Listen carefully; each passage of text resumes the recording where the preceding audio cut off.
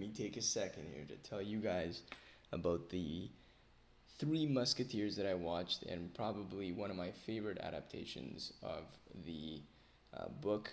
Now, this film was released in 1973, and it had a terrific cast. So, the main character, I believe in French, his name is pronounced D'Artagnan, and he's played by Michael York. I've probably butchered the shit out of that name, so anybody who speaks French, please forgive me.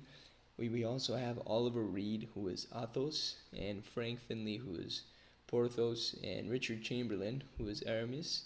And in this film, we get to see Michael York's character start off as a young musketeer who travels to Paris, and he wants to join the musketeers after learning the skills of a swordsmanship from his father. So he runs immediately into the Three Musketeers, and they come into a duel, and eventually they bond together after they have to defend themselves from the king's guards. So uh, throughout the film, they encounter a couple of obstacles, and they are set to retrieve a necklace.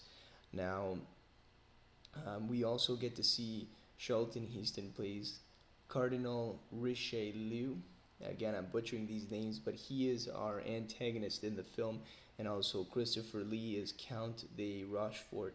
So, just a terrific cast. Some of these actors have starred in big budget films like Planet of the Apes, and also Christopher Lee was in one of the James Bond films. But the overall film was terrific. I honestly loved the setting, and I loved the costumes. There was not much that they could do with special effects, especially back in the 70s, so everything had to be basically relied on strategic planning and terrific acting, which they all did. Now, the film was initially filmed for over 3 hours, and then they ended up splitting it into two films. The second one was the sequel to this film, which was the Four Musketeers. So this came out later on, and there was another film released which completed the trilogy. Now, I did rate this film, as I do all the films, and I mentioned this to you guys. This one I gave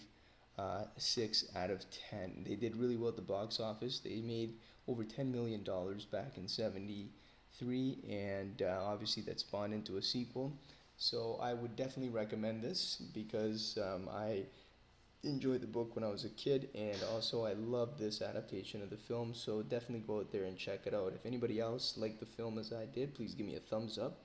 And if you guys have any interesting facts that I forgot to mention, then comment in the comment section below. And I encourage everybody to subscribe for more reviews. Thank you again for everybody that keeps tuning in, and goodbye until next time.